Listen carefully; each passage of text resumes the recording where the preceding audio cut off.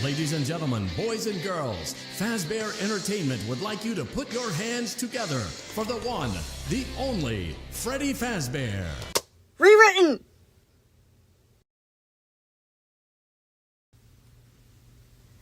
Outside of Freddy's writing compartment, a family was reuniting with a member that they had thought to be long dead.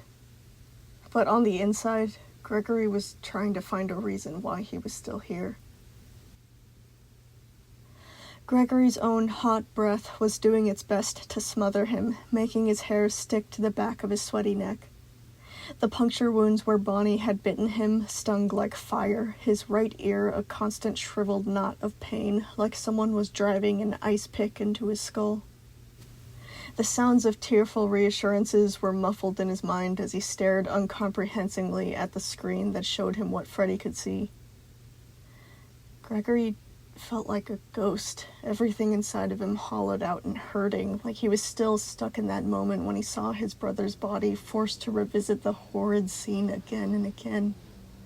The sound of buzzing flies continued to swirl through his mind, the smell of it seeping into the walls of his lungs like swampy water.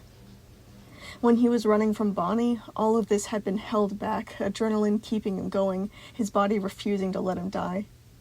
But now that it was over, he just felt empty. They had been too late. James was gone. Everything that he had done tonight, every risky move and clever trick, all of it had been for nothing. Only now he could see it. He could see the ugly truth closing in on him, making him feel like he was sinking to the bottom of the ocean.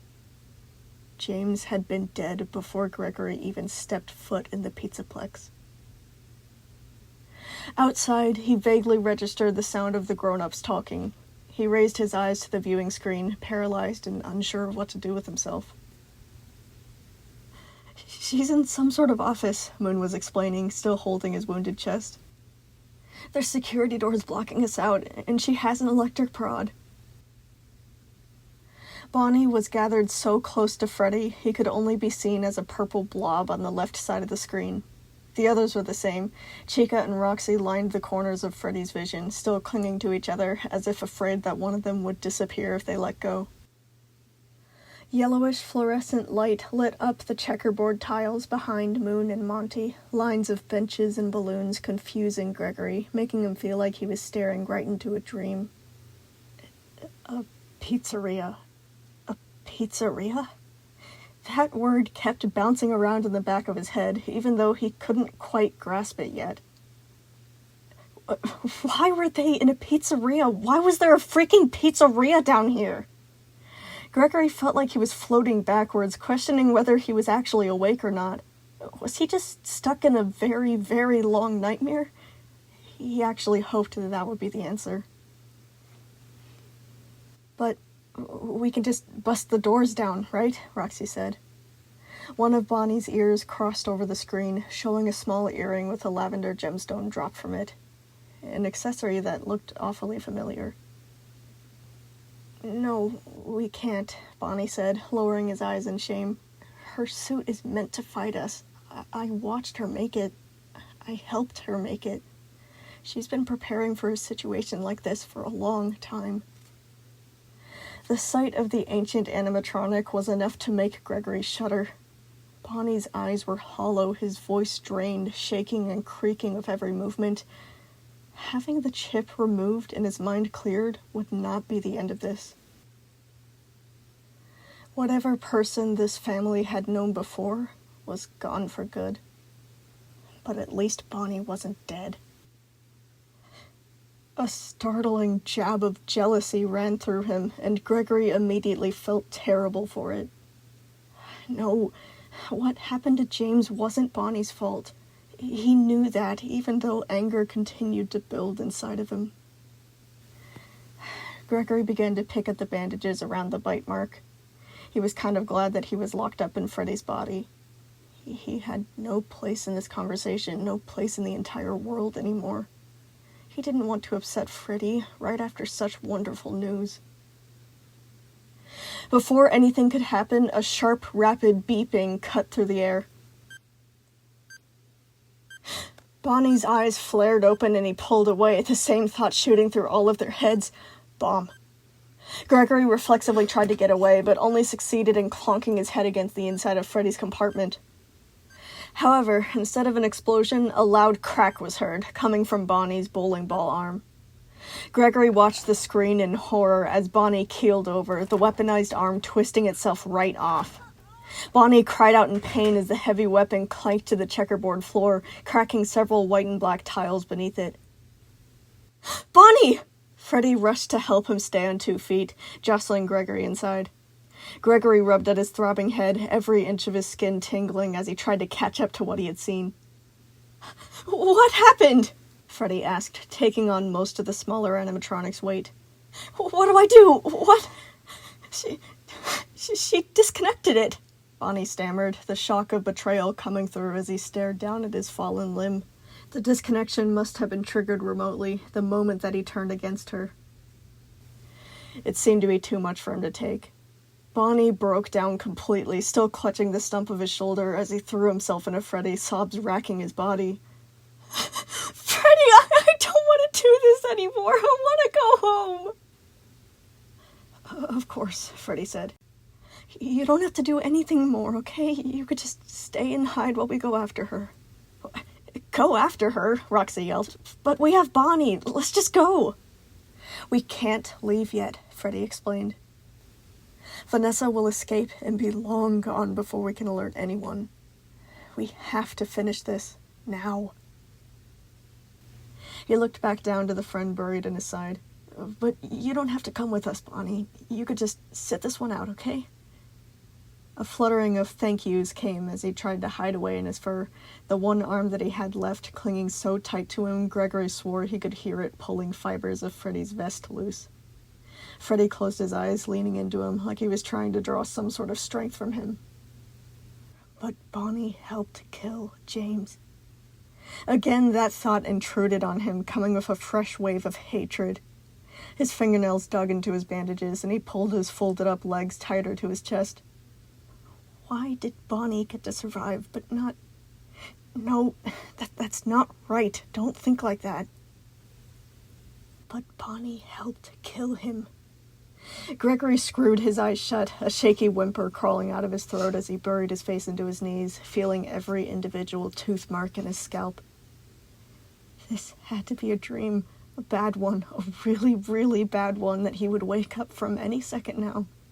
He just wanted to get out of here, to drift away until he felt nothing ever again. But everything felt too real to be a dream. He could feel every individual droplet of sweat on his body. He could smell the scrap dump with vivid clarity, and he could see every particle of dust floating in the air as they flickered in and out of the screen's view. James was dead. How did Bonnie do that to him? He stopped and drew back from that thought. No, he realized, Bonnie helped, but he didn't do it. Vanessa did. That accusation burned at the front of his mind, filling him up with searing gasoline, crashing through the stunned silence that had been ringing around in his head up until now. Vanessa killed James, and she thought that she could get away with it too. A dark, twisted determination began to rise in him as the adults formulated their plan. It's 5:27. We have to get in there before 6 a.m. when the Pizzaplex opens, Freddy said, probably just trying to sort his thoughts aloud. No matter what Vanessa does to stop us, we have to catch her. Does everyone understand? Catch her. Yes, catch her. That was what Gregory wanted, he was sure. It was bringing a fresh sense of purpose to his miserable life, overpowering the pain in his shredded ear. Do you have to go down there? Bonnie asked. Why can't you just wait until she comes out? She has to eventually, right? The exit of the storage room is still locked, Freddy said, head tilted back as he ran the scenario through his processor. Even if DJ were to get the attention of the authorities at 6, it will still take far too long for them to, first of all, find the disguised entrance, and second, break down all the reinforced iron bolts holding it together. By then, our batteries will be nearly depleted, and Vanessa would have a better chance of overpowering us. She'll redact our memories and leave no trace of Gregory. He gestured to the far wall, where 2 parallel halls were lying in wait, filled with darkness that was occasionally broken by flickers of white light. Whatever was back there, the viewing screen wasn't high resolution enough to focus on it. "We have to do this fast, while we're still strong," Freddy said. "Vanessa has the only key. We can't leave without her." The viewing screen swept back and forth over the animatronics standing around them, Freddy's gaze hesitating at each one, his inner mechanisms pumping a little quicker at the sight of them all. Roxy was still one-eyed and one-armed, Chica had a heavy limp, Monty had a broken jaw that he was trying to keep from hanging loose. Moon's eyes were fluttering in a tired daze, clearly fighting to stay upright, his breathing labored and shallow. He looked like he was about to fall over. All of them did, really. And, of course, Bonnie was in the worst shape he had ever seen an animatronic in. "Bonnie, you should stay with Moon out here." "What?" Moon's head snapped up. "You're staying here with him," Freddy said, already having made up his mind. But I can still fight," Moon said, lifting his hooked wires. "My catchers are fine." "I'm sorry, but you're already hurt," Freddy told him, keeping his voice concerned rather than condescending. "Bonnie hit you pretty hard. Her suit's blows could break you." Moon looked like he was about to protest further, so Freddy cut to what Moon was actually worried about. "We won't kill Vanessa. We're only going to catch her so we can turn her in. Right?" He looked up to the others. All 3 nodded, Monty seeming a bit confused, but still not making a case against the decision. Gregory, however, felt a surging protest press up in the back of his mouth. He tried his best to hold it back, but it was like trying to smother a campfire with a pile of dead leaves. He was surprised of how much he wanted Vanessa to die, the familiar yearning for revenge returning to him at full force. "She did it. She killed him. She ripped him up and scattered his pieces and thought that she was so smart that she could get away with it." He was very glad that none of them could see his facial expressions right now, because he was sure that they were all over the place. Gregory was shaken out of his thoughts when the front of Freddy's riding compartment fell open, his paws reaching in to pluck him out. Gregory's feet met the floor, one with a shoe and one bandaged. The chilling temperature swept back in, making the sweat on the back of his neck feel like ice water. Freddy kept his paws over his shoulders for now, as if he was scared that something was going to strike out from nowhere and snatch Gregory away. "Moon, you have to watch over Gregory," Freddy said. "Can I trust you to keep him safe?" Before Moon had the chance to agree, Gregory finally snapped to awareness and interrupted with, Wait, what?" "Yes, I'll do my best," Moon said, already reaching out to take him, but Gregory pulled away from both of them. He said, "Wait, no, I want to go with you." Freddy blinked a few times, everyone else looking to him for instructions. He said, "Gregory, I'm sorry, but you can't come with us. This is going to be very dangerous." I don't care anymore," Gregory said, the blood boiling in his veins as he picked up speed. "I don't want to just sit out here and do nothing." "Gregory, I'm sorry, but you can't come with us," Freddy tried to say, but Gregory absolutely refused to back down, arguing, "No, she took James away. I can help catch her." The more words that poured out of him, the more certain he was. He had literally nothing left to lose. Every part of him began to itch and burn, the hurt inside of him sharpening into something that he couldn't quite comprehend at his young age. "Gregory, I know you're extremely upset," Freddy said, kneeling down to his level in a way that only frustrated him even more. "And you have every right to be, but she could hurt you very badly while she's in her suit. I don't mean this to be insulting, but humans have no natural weapons. I don't think that your potential can be utilized during a physical fight." "But I can help," Gregory insisted, the idea already pulling itself together. "I'm the only one who can see her." Freddy opened his mouth, but didn't object to that. So Gregory kept going, pacing around in agitation, trying to control the feeling that was rearing up inside of him. He had to think of a plan. That was the only thing that he was good at. "If I'm riding inside of you, I could tell you where she is," Gregory said. "Maybe not aloud, but if I touch the inside of your hatch, I could show you which direction she is. And then you'd be able to get to her. There's no way she'd be able to sneak away if you knew where she was." Freddy's ears pulled back tight against his head, fidgeting with his fingers, seeming to be teetering between an agreement or denial. "Well, that is one of our biggest problems," Roxy added, her tail twitching behind her as its pink tip glowed in agitation. "She only got the best of us because she was invisible. Gregory might be onto something." "It's too dangerous," Freddy insisted. "If she knew you were inside, she could pull you out. I don't have mechanisms to keep the hatch locked." "She doesn't have to know that I'm inside," Gregory said, already reaching up to climb into Freddy. "I could just sneak in right now and—" "Stop!" Everyone looked back to Moon. An oddly strained posture had taken over Moon, like Gregory was about to step on a copperhead. He kept still, just in case, but instead Moon carefully began to say, "Do not look at the direction I'm going to point out, but there's a camera in the corner that I'm facing." As he instructed, none of them made an indication of knowing where the camera was. "Does it have audio?" Moon asked, still staying stiffly where he was.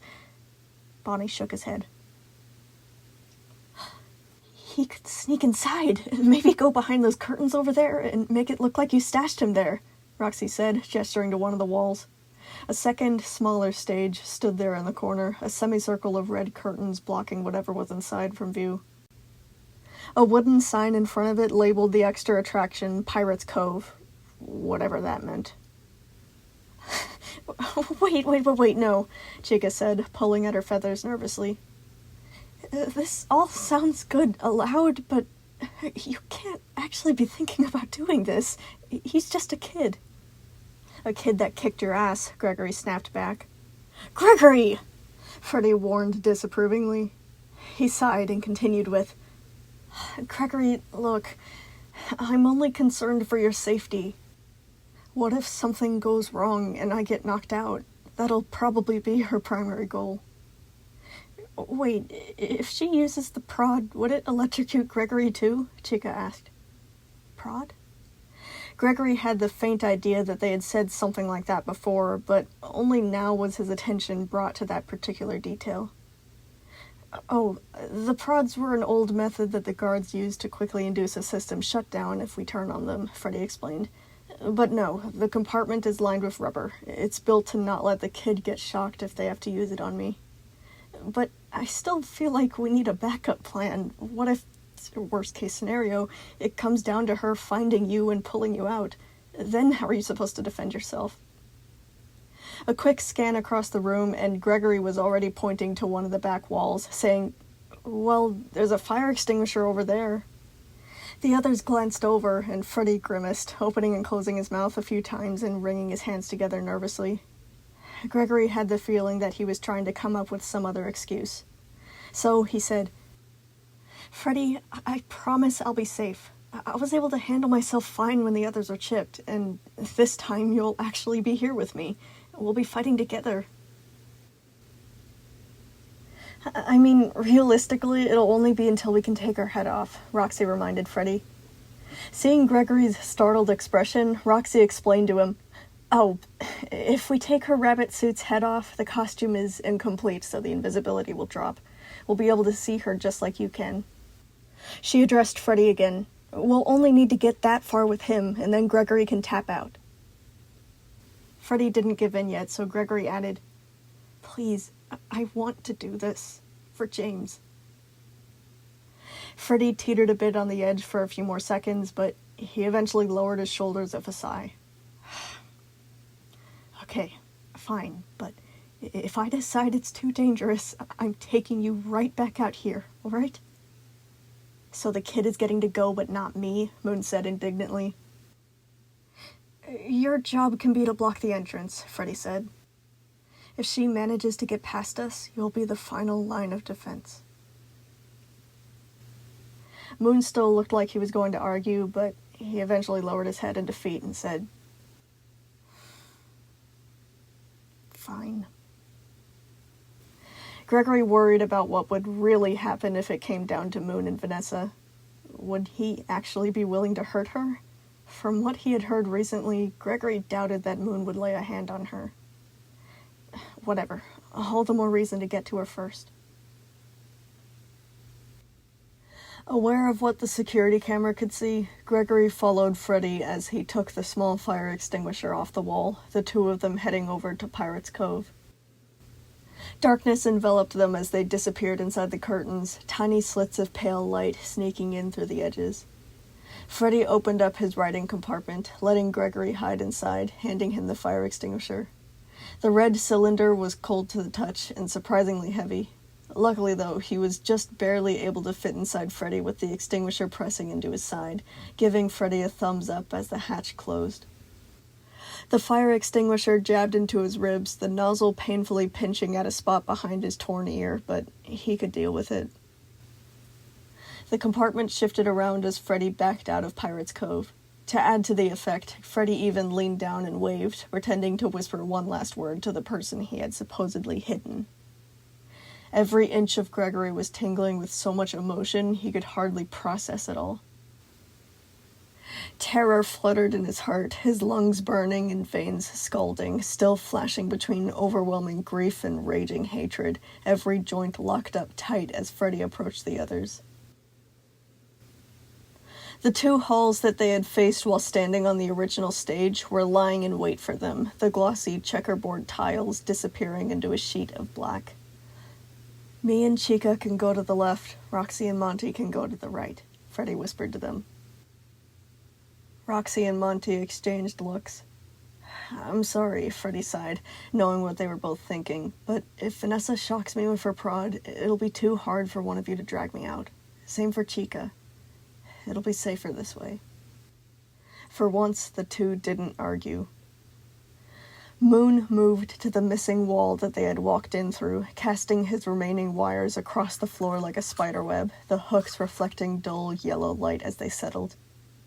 Bonnie retreated to Pirate's Cove, taking care not to let the camera see past his body as he entered. Freddy's gaze lingered on the red curtains, then pulled away to show the others gathering at the entrance to their assigned halls. Every step that Freddy took sent a vibration up Gregory's body, making him feel like his ribcage was going to bust open. This was it. He was going to do it. Nothing else mattered anymore. Freddy joined Chica, both of them glancing to where Monty and Roxy were stationed. Then, Freddy's viewing screen showed the treacherous hallway in front of them, the staticky darkness slowly correcting itself, revealing what lay beyond pixel by pixel. Everything about this place seemed to be a completely normal establishment, with beige walls, black and white tiles, and colorful posters hanging everywhere. It was just dead. Darkness filled the hall like floodwater, far too narrow with a low ceiling that gave him the impression that he was squeezed in a tiny crevice of a freezing cave. Freddy and Chica's shadows showed up as streaks of black that stretched on into the dark and disappeared into the wall of nothingness. The only thing to suggest that they weren't just staring into the void of space was a square of light set on the right wall, flickering pitifully but still refusing to give up. It was the window that faced inwards into the security office that Vanessa was hiding inside, between the two halls that they were about to trek through. The screen switched again to look back at Roxy and Monty one last time, 1,000 words exchanged between them in the apprehensive silence. "Be safe," Freddy told them. They entered. Gregory leaned forward, as if he could urge Freddy to speed up, but instead, after only a few steps in, Freddy slowed to a stop. After 3 seconds of that, Gregory began to worry, feeling a shiver rack the compartment he was tucked into. Then he remembered. It was the dark. Though Gregory wasn't sure exactly why Freddy was scared of the dark, he decided not to be judgmental. After all, before all of this, Gregory had a fear of the animatronics themselves, which seemed kind of ironic now that he was thinking about it. Assuming that they were far enough away that Vanessa couldn't hear them, Gregory broke him out of it by saying, "Hey, we'll be all right. Just one step in front of the other. She's probably more scared of us than we are of her." "Yeah, thanks," Freddy sighed, putting his hand against the wall for guidance and pushing forward again while Chica followed close behind. Freddy waded through the shadows like a fish trying to swim upstream, the current rushing past them both, icy and unrelenting. Still, he put each foot down, one after another. Dust particles fluttered in and out of his view as Freddy did his best to keep his breaths steady, each intake only adding to the pressure that was building inside of Gregory. He wanted to urge Freddy to go crashing into Vanessa's office, but he did his best to stay patient. He would get his chance. Just wait. Freddy slowed down as they approached the end of the hall, the screen adjusting. The rectangular window set on the right wall gave just enough light to see by. The solid industrial door that protected the office was normally lined with black and yellow stripes near the bottom, cautioning them to stay back. But right now, the door was opened up, those warning stripes peeking out from the ceiling instead. Despite that entrance, Freddy wasn't close enough for Gregory to see anything inside just yet. Freddy pressed both himself and Chica to the far wall, his breaths getting shallower as Gregory listened intently. A rumbling noise was vibrating from the office, immediately recognizable to him as a generator. But besides that, there were no signs of life. He wanted so badly to make Freddy charge through the door and come crashing down on who was hunkered in there, but couldn't signal that plan to Freddy without speaking aloud. Vanessa could definitely hear him from this distance, and if she knew that he was inside... Without a sound, the white rabbit's head leaned into view, staring directly at Freddy and Chica. The red buck teeth and slitted eyes sent a shiver down his throat, and Gregory immediately tapped on the inside of Freddy's hatch. At his touch, Freddy went completely still, holding out a hand to stop Chica. Vanessa, unaware that they knew that she was there, continued to watch them and calculate her next move, momentarily distracted from the people who were coming at her from the other side. A smash reverberated through the thin halls, the scattering of glass raining on the floor, giving Gregory a heart attack. Vanessa's head disappeared inside, but she didn't scream like a helpless victim. Instead, a screeching crack split the commotion in two, sending up a howl of pain from Monty and several sharp hisses from Roxy.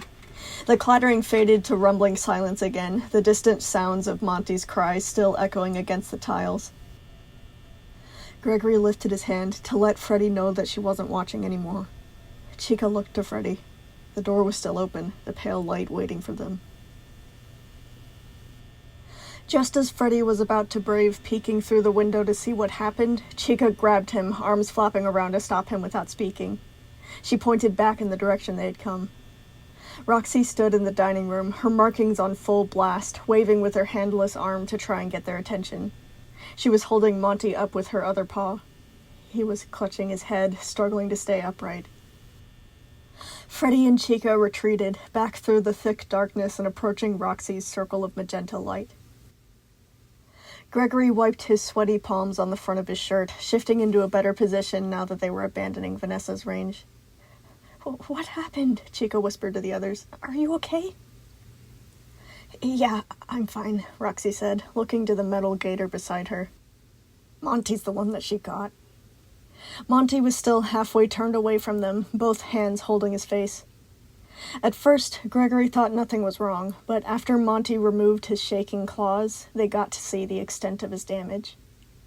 Monty's jaw was gone.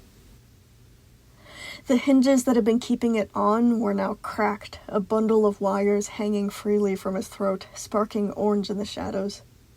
His upper mouth was still there, though many teeth were missing, his eyes full of pain. Gregory's own mouth hurt, just from seeing the grisly injury. "Bonnie wasn't exaggerating," Roxy panted, singular eye flickering out from her own fear, tail bristling twice its original size. "She can hit so much harder than I thought." It took several stunned moments to realize that everyone was looking to Freddy for orders. Monty, do you think you can still fight? Freddy asked, reaching to keep him steady. Monty lowered his hands, clearly trying to keep a straight face. When he actually responded, he had a jarringly familiar glitch in his voice. Yeah, He said, his upper mouth twitching with newly lit fury as he spoke. it's fine. She's going to regret doing that. He sounded exactly how Chica did when Gregory popped her beak off. Distorted and scratchy, but not gone. From what it seemed, the animatronics' voice boxes only needed their throat to work, and the movement of their mouths was only in effect to make their speech a little less uncanny. So, even though his voice box was clearly damaged by the tug of his missing jaw, Monty was still capable of communication. We have to be more careful, Freddy said slowly. We need to go after her at the same time. We'll overwhelm her eventually. Everyone gathered up their courage and split again, setting off down their separate halls. Again, the shadows prowled around them like a circle of wolves as they approached the gray light, making Gregory's veins buzz with fear. If she could do that to Monty... He firmly shoved that away, leaning into the viewing screen, the bite mark pulsing beneath the bandages. The horrible state that James had been left in came back again, filling him with hatred for the woman hiding in that office. He could be scared later. Right now, he had to make sure she never did that to another kid again. Freddy slowed again as they drew near, Vanessa's head coming into view like before, watching. Gregory tapped the inside of the compartment, and the two robots stopped. Freddy glanced back to Chica, then held still as Gregory continued to touch the direction he could see her. Vanessa's head turned sharply the other way, their iron door closing with a slam that nearly deafened him. When Vanessa's head disappeared, Gregory lifted his hand off, and Freddy began to creep towards the locked door. Moving as slow as a stalking leopard, Freddy carefully began to peek inside the window, trying to get Gregory to tell him where she was. The chaotic scene inside was a stark contrast to the mundane environment of the secret pizzeria. On the wall facing the direction of the party room, a large desk held up a disorganized pile of papers, some of which were strewn across the floor in shredded clumps. A desk fan whirred away tirelessly to keep air moving through the tightly packed place, only adding to the freezing cold of the odd cavern the building had been built in. Beneath that desk sat a squat green generator, acting as primitive life support for this underground electrical system. From this perspective, they could see a matching set of a door and a window on the opposite side of the room, definitely where Monty and Roxy were trying to get in as well. The only difference between Freddy's window and theirs was that Roxy and Monty's window had completely shattered already. The glittering pieces were scattered across the floor in a fine powder, stomped flat by the struggle that had taken place only a few minutes ago. Vanessa was focusing on that window, her back to Freddy, waiting for the right moment to close the other door. She obviously didn't think that Freddy would get close without knowing that she was watching, but now... Gregory touched the direction where she was, Freddy's head tilting a few times as they narrowed down which spot she stood in, letting him know that she was there, but not going after him right now. Freddy carefully lowered himself and passed the window with light steps, drawing himself up in front of the closed door, putting his massive paws on it. It was solid steel, black and yellow stripes now sealing the bottom edge, warning him to keep back. It looked like it opened upwards more like a garage door than a hinging house door. Freddy crouched down and hooked his fingers beneath the edges, wrenching upwards with all of his might. He yelped in pain before being able to deliver much force, seemingly reminded harshly of the damage he had taken in many of the recent events. Chica jumped over to help him, both of them reaching down to pull the door open together. Even though it looked like an easy task, especially with two of them working on it, the door refused to open. Instead, from the sputtering noises the generator was making, it looked like it was actively resisting by pushing the door down, counteracting their efforts to pull it up. Just as Freddy and Chica let go to find out how exactly they were going to do this, the window exploded. White shards scattered in a shower, a metal fist protruding from the new jagged hole that it made. Gregory immediately began tapping in that direction, but they probably didn't need him to know that she was there. The hand withdrew and was replaced by some sort of long black stick, one that was swung at Chica. It missed and Chica escaped into the rest of the hall. Freddy tried to follow her even though Gregory was frantically tapping to tell him that it was too close of a call to dodge past. The moment that the stick struck Freddy, Gregory was able to identify what it was. The screen went completely white, a cry of pain echoing through the compartment like a clap of thunder. Freddy tumbled to the floor hard, jostling Gregory so roughly in the compartment it felt like he was trapped inside a snow globe. But Freddy had been right. Gregory hadn't been shocked too. Stunned, Gregory tried his best to regain his bearings, nasty bruises gnawing against his skull and shoulder from the fall. The pain of the bite mark doubled, making it feel like his messed up ear was being forced into a blender. He squinted at the viewing screen as the white pixels cleared, catching sight of Chica's beak as she grabbed Freddy's arm and began to drag him out of range, glass shards scraping against Freddy's hatch. Now that the shock passed, Gregory was overcome with disappointment. She knocked Freddy out already? How was he supposed to help now if... Just as Chica pulled Freddy out into the dining area, the compartment shook and then tilted back upright as Freddy sat up. Relief washed through Gregory, followed by confusion. Chica did a double take and reached to help him the rest of the way up. "Freddy?" she said. "You're... awake?" Freddy grunted and rolled over, blinking fast. The overload of energy was still seeming to tickle him, but he was able to bring his paws up and flex his fingers open and closed. Gregory had no idea what just happened, but apparently it hadn't been what they were expecting. "It wasn't a full power shock this time," Freddy said, wearing a puzzled frown. Chica took in a breath and stared up at the ceiling, the recollection clear on her face. "Wait, she hit me. Back in Baby's circus, she shocked you, but hit me. I kept rebooting and waking up on the way down to the magnets, so she had to hit me a few more times to keep shutting me down again, but she never tried to shock me." A grin began to spread across her beak. "This must be why. She can't deliver a full power shock without wasting the prod's charge. She knows that she has to do more than one of us at a time. She can't risk the prod running out of juice, especially not now." She chuckled nervously, running her claws through her feathery pink frill. "Maybe we actually can do this." Roxy's yelling from the other hall took them from their realization. "Why are you even doing this? What could you possibly gain from..." She broke off into a yelp, another crash forcing her and Monty to retreat like Chica and Freddy did. However, when they regrouped again, Roxy had an idea sparkling in her remaining eye. "We have to make her lose power," Roxy told them in a rush. "That's what we should be doing." "What? What do you mean?" Chica asked, reaching for her as Roxy rubbed her dented shoulder to recover from the hit she had taken. "She has a generator in there! I saw it!" Roxy explained. "It's the only thing keeping this building on, and it's running out. If it does, we can open the doors and get to her. We should be doing that." "Wait, how do we do that?" Chica asked, her feathers ruffling nervously. "We have to make a pattern out of it, I think," Freddy said, Gregory's own mind racing alongside his. "If we go in, she'll have to close the doors, but if we get out fast enough, we can avoid getting shocked.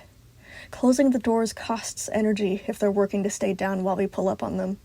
If we get the chance, we need to get in there and take her suit's head off, but until then, we just need to make her burn up all of her fuel."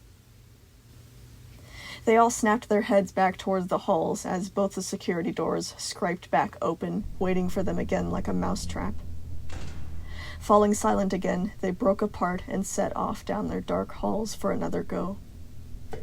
Gregory was finding it hard to sit still as he waited for his opportunity. Every part of him was itching to be useful, still let down from how bad the last attempt had been. He hadn't really done anything helpful yet, even though he promised to. The image of poor James set another awful pang through his chest, only heightening that urge to keep going. Because it was the only thing that he could do about all that, really. He had to do this. It didn't matter how scary it got. It didn't matter how dangerous it got. He would do this. For James. The air was as thick as black mold, covering his skin with goosebumps, dust fluttering in and out of his nostrils.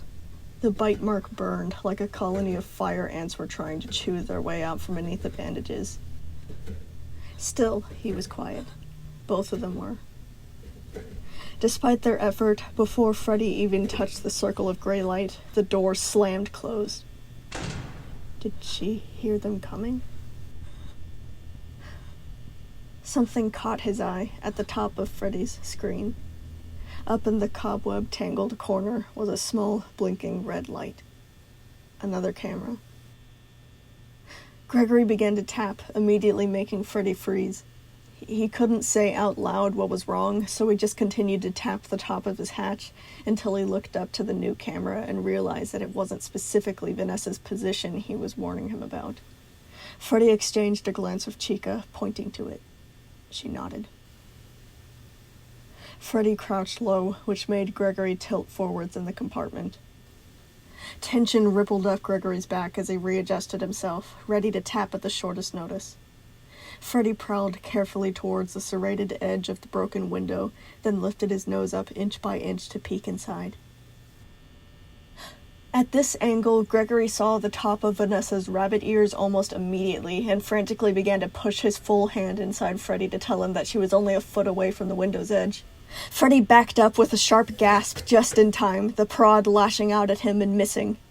Vanessa drew her arm back inside, out of view. Gregory lifted his hand, and Freddy went in again, peering up through the window ledge like before. This time, Gregory saw Vanessa's back. She was focused on fending off the others in the opposite hallway now. He tapped only one finger, and Freddy seemed to understand that she was there, but not close. Freddy snuck past the broken window and reached up, clamping his claws around the camera. With one tug, he ripped it right off the ceiling, a burst of sparks spurting from the torn bits of red and blue wires. A curse was heard from in the office, but just as Freddy tried to leap past the window to safety, the prod reappeared, jittering with white energy, ready to shock him when he tried to slip away. Like before, Gregory rapidly slapped his full hand on the hatch, and Freddy stopped and instead backed up beside the closed door, out of her reach.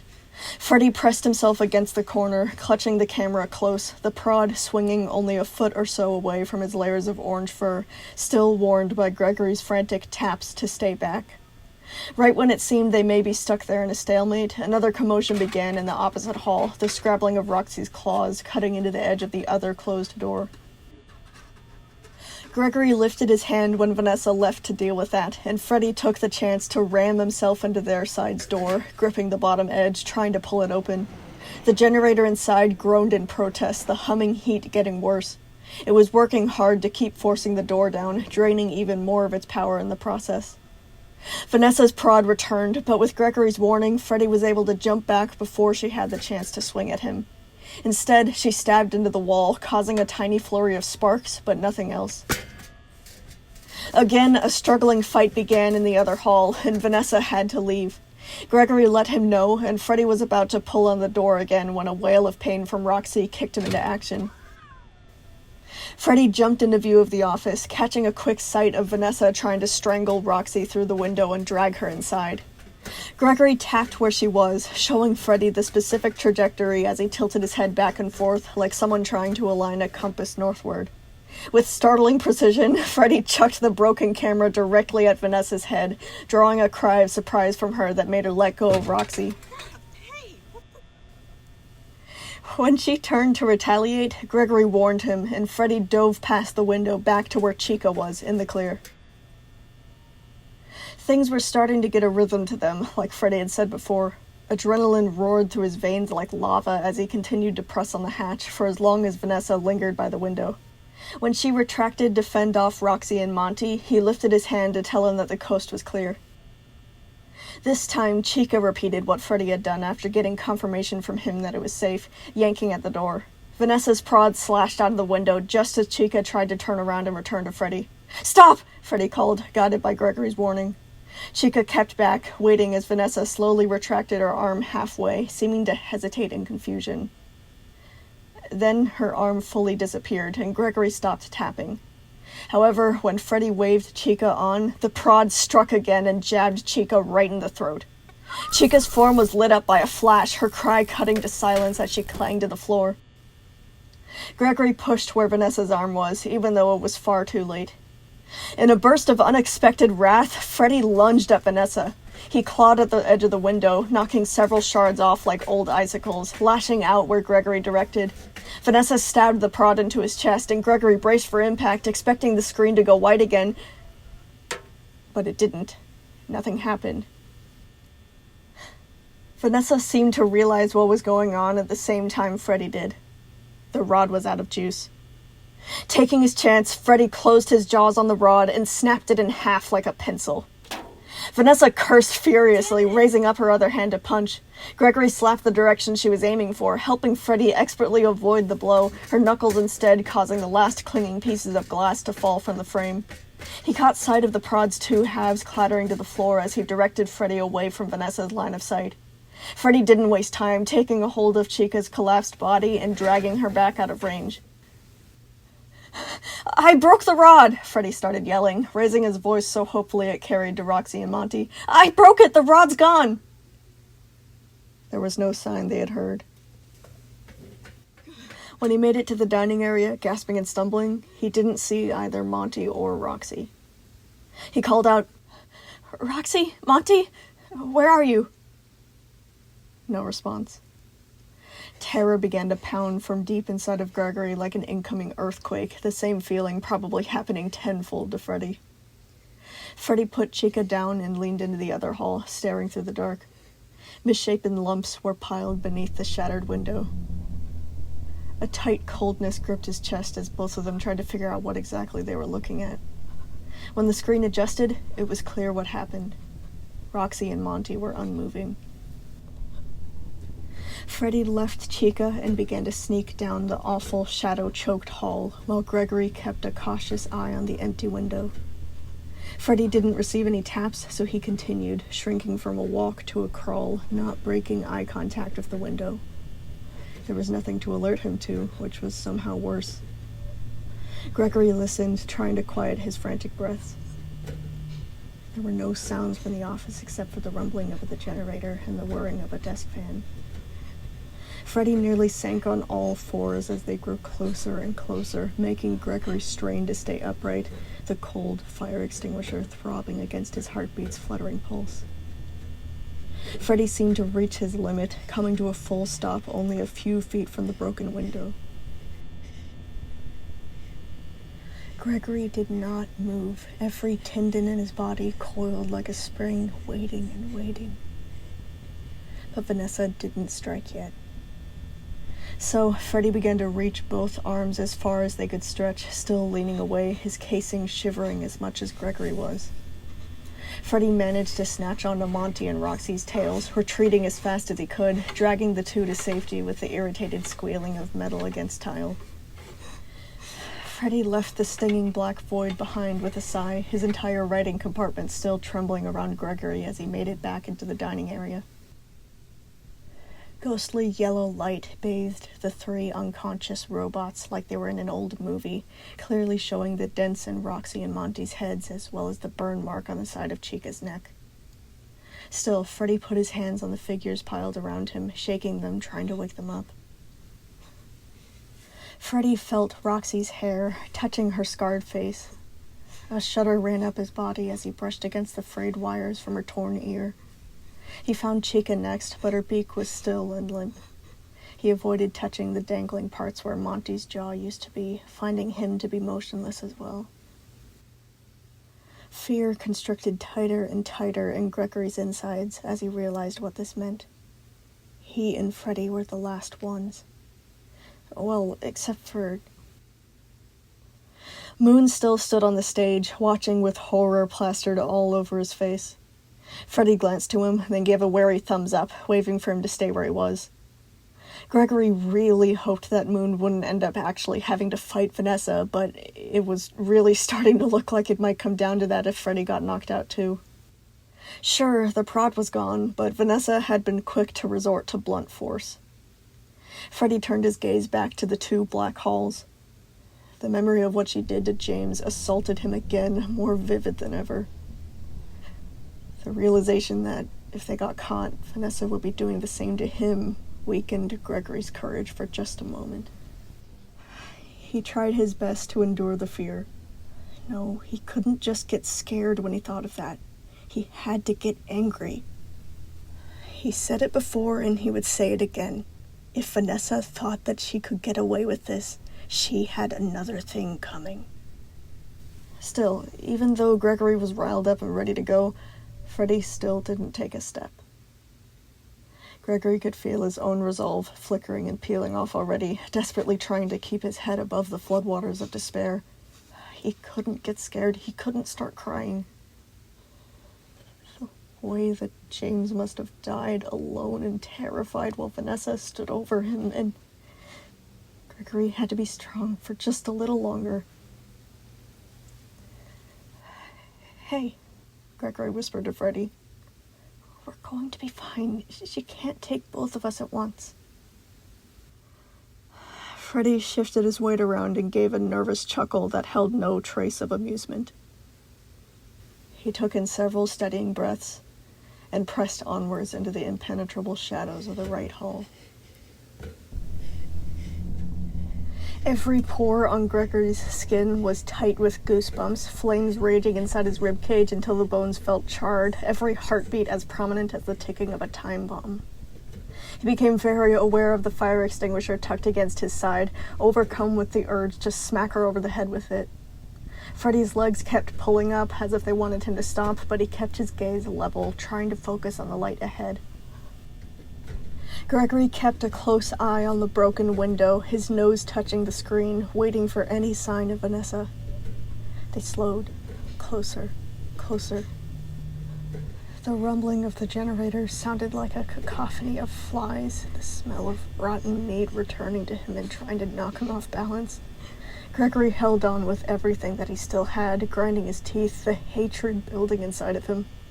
He began to pick at the bandages again, just to stay grounded in the moment. Freddie stopped just outside the window's reach, listening. Gregory didn't move, and Freddie began to inch closer, his claws slowly dipping into the white light pouring from the glassy shards. She didn't appear. As they stood there, trying to think of what to do, her voice floated through the open door pitifully. "Please, just leave me alone," Vanessa begged. "I'm scared, Teddy." James was scared. Freddie's reply sent a painful jab through Gregory's throat, and he tried his best to stay focused. He tightened his grip around the fire extinguisher.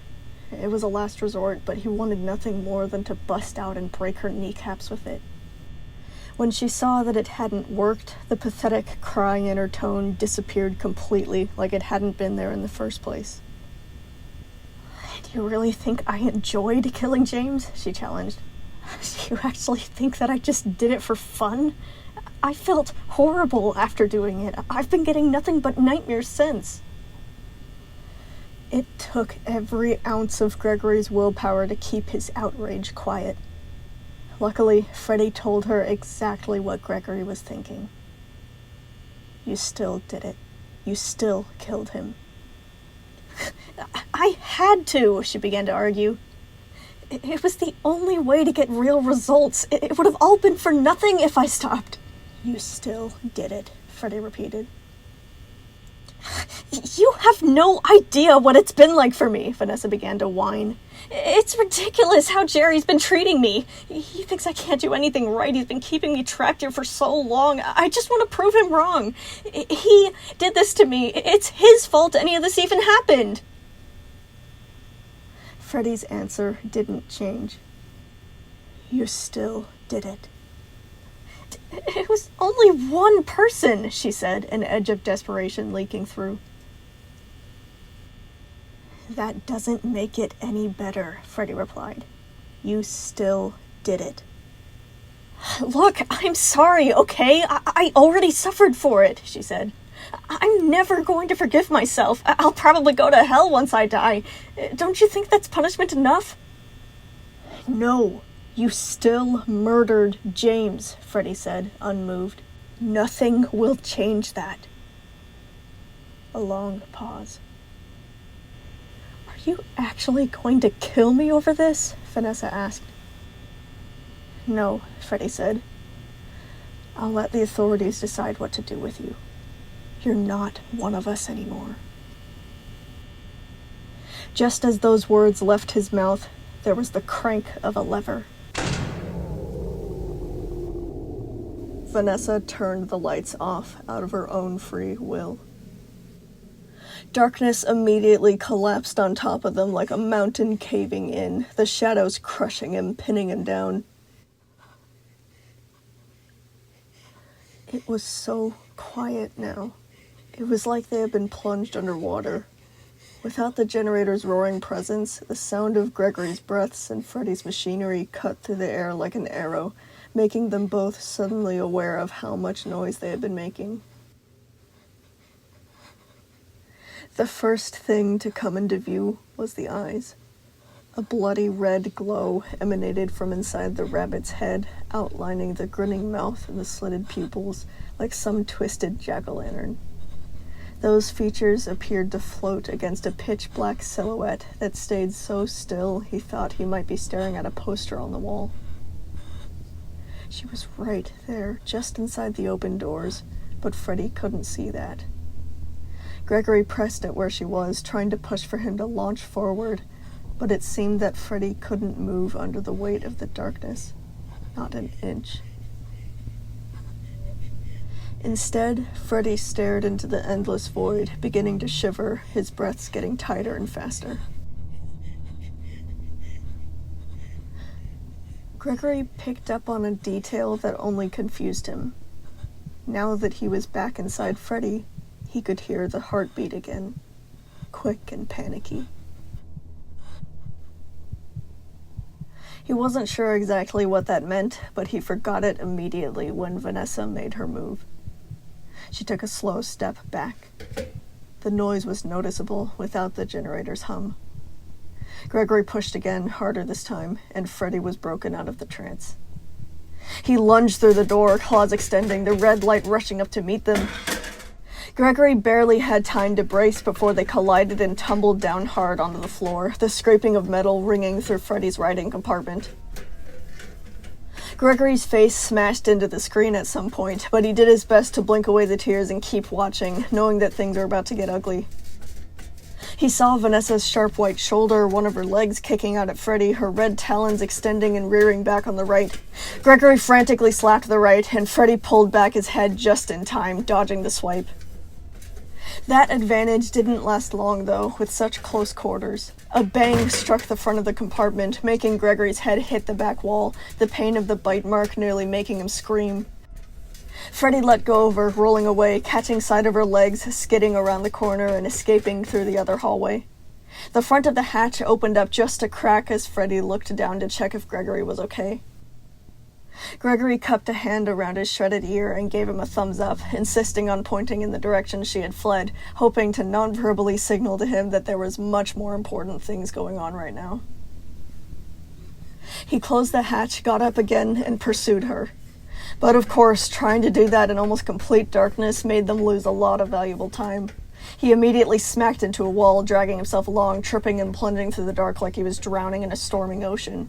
Gregory couldn't see much either, which meant that they were both blind right now. Ahead, the dimly lit dining area showed itself, giving them both a small burst of relief. The top of the scrap dump, above where the bridge had been, still had lights working to keep the place alive, probably connected to the Pizzaplex's electrical system rather than the scrappy generator all the way down here. It was only able to paint everything in less than ideal shades of grayish-brown, but it was all that they had. They rushed to catch up, the screen bobbing up and down with each pounding footstep, Vanessa's form darting around the benches, making a break for the exit. Moon's wires rose up threateningly over the stage, only held back by the limit of the length that they could reach. Vanessa skidded to a halt, not daring to get any closer, her head snapping back and forth before scrambling to the left. She hid against the wall near Pirate's Cove, her red eyes gleaming menacingly from the shadows. Freddy gasped for breath at the mouth of the hall, waving for Moon to stay where he was. He looked down at the 3 fallen forms of his family and carefully dragged them back into the narrow hall behind him, clearly not wanting them to become hostages. Neither Freddy nor Gregory knew what state they were in or if they were going to come back anytime soon. When he returned to the main party room, Vanessa still hadn't moved. She kept glancing back and forth at Moon, Freddy, then the curtains of Pirate's Cove, obviously relying on her invisibility to keep her safe. Gregory grinned to himself, tapping on Freddy's compartment, guiding his gaze to the left until he was making eye contact with her. Vanessa's shoulders moved back an inch as Freddy began to take careful steps towards her. She raised her foot and began to tap it on the floor, slowly moving it out to the right and then stopping, clearly mimicking the sound of her footsteps walking away. But she was still standing in the same spot, frozen, waiting for Freddy to fall for it.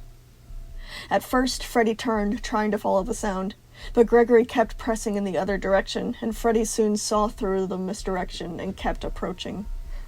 Again, she jerked back. Even though none of her facial features were visible, it was clear that she was baffled that her usual tricks weren't working anymore. She leaned to the right, but Freddy's gaze followed her. To the left, and he was still looking at her exact position. Gregory swore he could hear the cogs in her head turning as she tried to figure out what was going on. He wanted to laugh at her, but also didn't want to get violently ripped out of Freddy once she figured it out. Eventually, Vanessa seemed to have enough. Her red claws splayed open as she leaned down, carefully balancing, about to jump. Gregory slapped a hand on the hatch, and Freddy threw himself out of the way as Vanessa flew past him and jammed her talons into a bench instead. A loud tearing noise was heard as she sheared the tablecloth away, ribbons of it flying through the air as she leaped again and missing like before.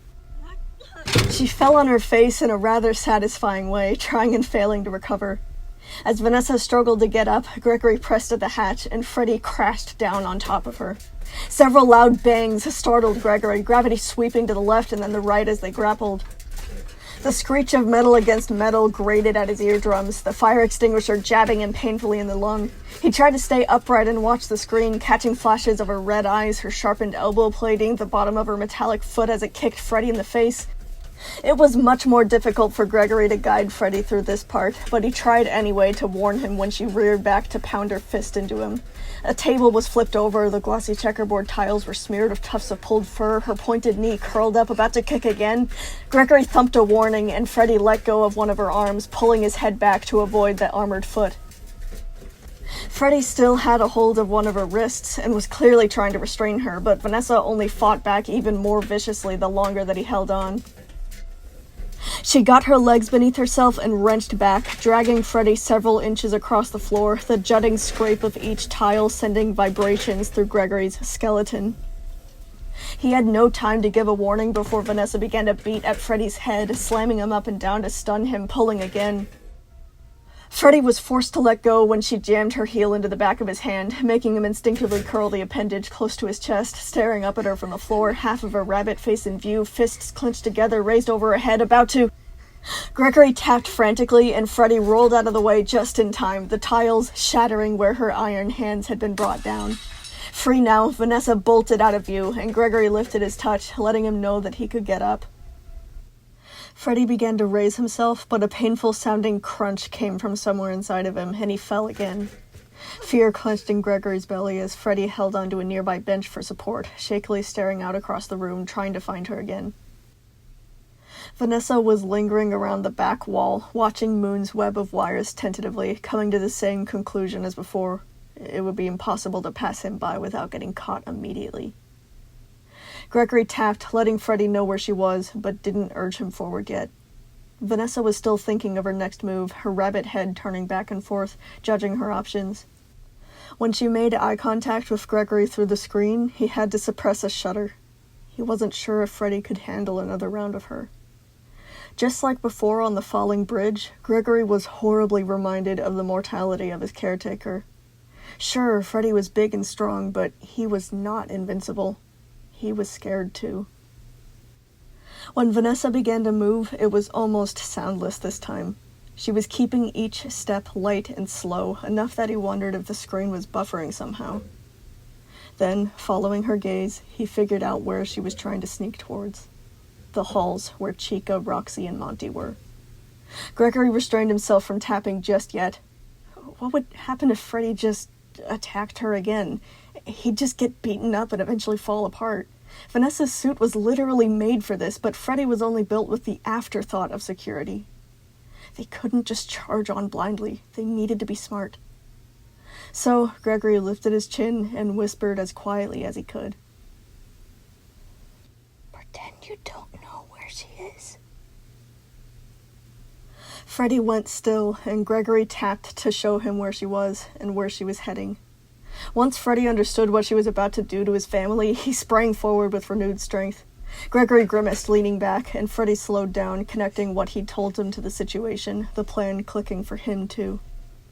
So, as Vanessa watched, Freddy stared intently at the wrong side of the room. Vanessa had stopped when he moved before, but now seemed reassured that she had fooled him, and continued on. She was still in view of the screen on the far right, but Freddy didn't watch the direction that Gregory was tapping. She prowled closer to the halls, as soundless as mist, vivid red eyes giving a bloody hue to the white metal encasing her. Freddy began to shuffle closer to her, still staring at a random corner, making her slow down in suspicion. Everything froze. They waited. She kept going, faster than before. Freddy edged closer to her as she cleared the last few meters. She was now between him and the two halls, watching patiently as Freddy stopped only a couple of feet away from her, still not looking directly at her. Chica made a noise, but didn't get up. Gregory struggled to control his breaths, the fire extinguisher growing freezing cold against his ribs, the pounding of his heart seeming to echo through the chamber. She had to face away. Surprising her was their only shot. Gregory waited and waited as she glared at Freddy. Roxy sparked off pink light, beginning to stir. She had no time to wait. Vanessa turned her back to Freddy, reaching down to grab the others. Gregory brought his hand down. In a split second, Freddy was on top of Vanessa, crushing her into the floor while she screamed. She tried to swipe at him, but couldn't reach behind herself far enough to do any damage.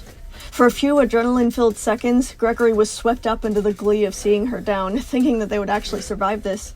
But then, Vanessa's sharpened elbow jabbed backwards at Freddy's underbelly, crushing the writing compartment. It all happened so fast. Gregory just felt the startling blow all over his shins and knees and face, slamming him back like a bulldozer was rolling over his entire body. Freddy cried out, releasing her and staggering back, holding onto the injury. Dizziness swirled through Gregory, scared that a bone somewhere had been broken, shock sweeping up and down his body. But alive. Still alive, at least. A sizable dent in the hatch forced his legs into his chest, one arm cutting into his stomach, every spinal bone grating abrasively against the rubbery back of the compartment. The bite mark was rubbed raw, and he swore he could feel pieces of his ear flapping against his neck. And the screen was covered in spider-webbed cracks, black and unresponsive. He was blinded to what was happening outside. Gregory wriggled around and placed a flat hand against the dented spot to let Freddy know that he was okay.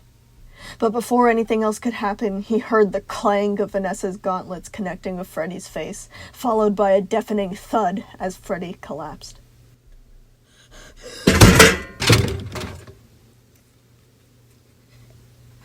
Gregory fell in complete darkness, vibrations echoing around Freddy's metal body like he was on the inside of a church bell.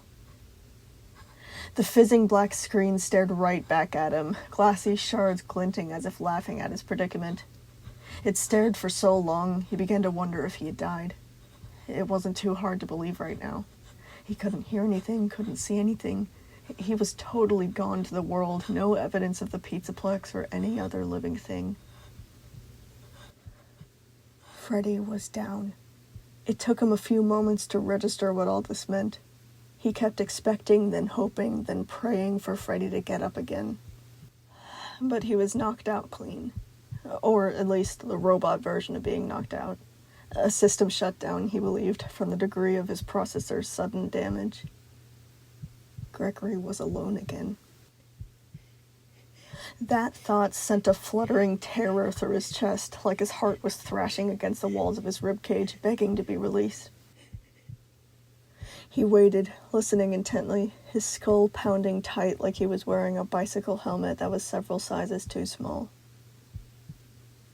Vanessa's heavy breathing drifted through the cracks in Freddy's plating, seeming to tower above him. Gregory's fingers found the cold cylindrical surface of the fire extinguisher, expecting the hatch to be wrenched open at any moment. The machinery in Vanessa's suit creaked a few steps back. Chica was making noise in the hall, groaning in pain, her voice glitching as she struggled to come back online. What? Freddy, what are you... A jarring clang made Gregory jump like he had been shot with a bullet. Chica didn't make another sound. 2 more clangs later, and Roxy and Monty stayed down as well. The darkness around him began to rush faster and faster, like he was gripping onto a slippery stone in the middle of a rapid-infested river, hearing Vanessa leaning down, about to do the same to Freddy. An abhorrent shriek of fury exploded from Pirate's Cove.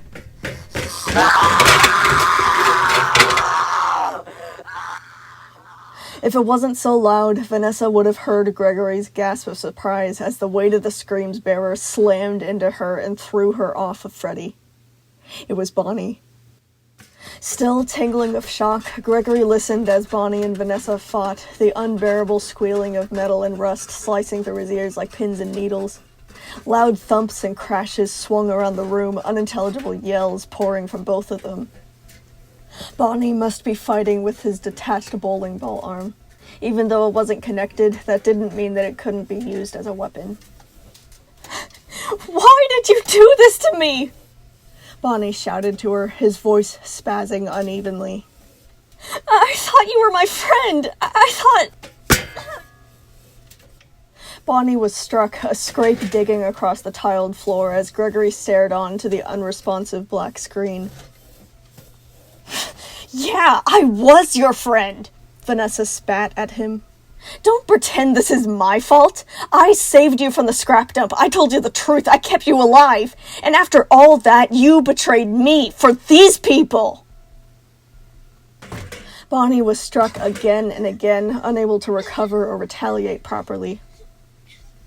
"I am the only person in this world who actually cares about you. I'm the only reason you aren't still lying there, rusting away in your own filth." Another kick. Bonnie only whimpered. "If this is the way you treat your only friend, it's no question why your family decided to abandon you." Bonnie didn't try to get back up. He just wept there on the floor.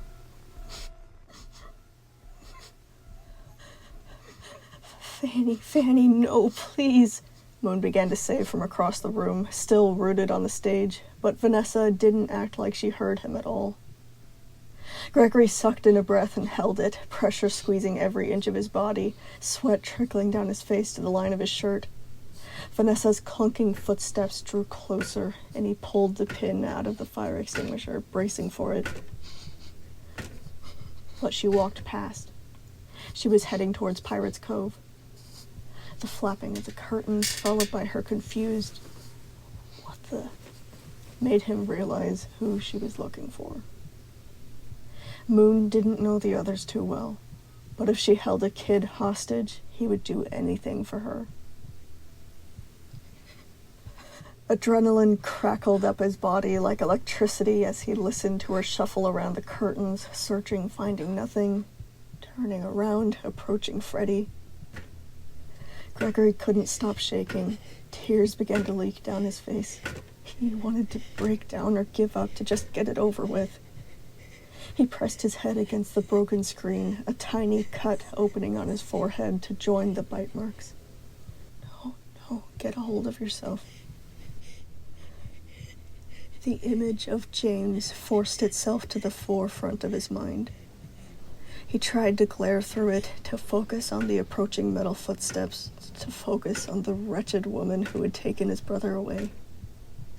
She was about to get away with it, but only if he let her. Sure, Gregory was just a kid. He couldn't fight her off on his own. But he had an idea. Gregory lied in wait, every second spent in torment as she approached Freddy's limp body. He took in a shaky breath, struggling to contain himself, the anticipation nearly driving him mad. Just wait, just wait. There was a mocking knock on the hatch. He dropped the pin, clenching his knuckles over the lever until they were white. The dented slab of metal creaked and slowly began to open up, dead gray light filtering in, her murderous red eyes peering down at him, her real face's grin visible through the white rabbit's mouth. Before she could reach inside to retrieve him, Gregory shoved the nozzle of the fire extinguisher into the costume's open maw and let it combust into a cloud of white foam. Vanessa tried to holler something, the words gurgled and choked, letting go of Freddy's hatch and twisting the suit's head off, throwing it aside so she could breathe. Gregory caught sight of her real face, splattered with the fire extinguisher's fluid, now red and irritated with running eyes and nostrils, scowling down at him in disgust. Before he could react, she grabbed the fire extinguisher and yanked it from his grasp, tossing it away. Vanessa clamped her gauntlet's fist over Gregory's arm and pulled him up into her wicked claws. The white rabbit had finally caught him.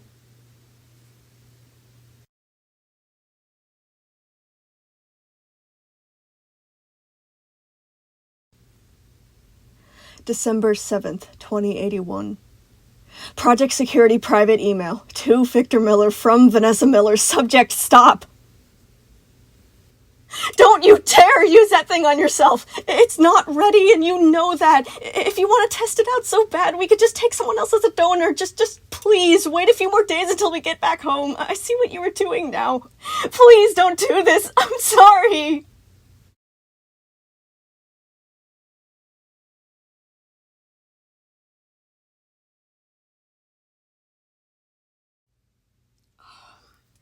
Oh my goodness. You guys don't know the half of what I did to make this episode come out on time. So, because my hands were still sore from doing chapter 24, I decided that I needed to get this episode soon because, you know, it was huge and it was going to take forever. So my solution was to edit it with my mouth. And what I mean by that is that I put the Apple Pen in my mouth so that I could edit it like a My Little Pony character, so I wouldn't mess up my hands even more while trying to get this chapter out. It is definitely the stupidest thing I've ever done in the sake of this rewrite. It was the most unconventional way to do stuff, but I managed to do it. I got the episode out on time, so yay! Thank you. You're welcome. Dude, okay, I should, yeah. Okay, so, my progress on the rest of the rewrite.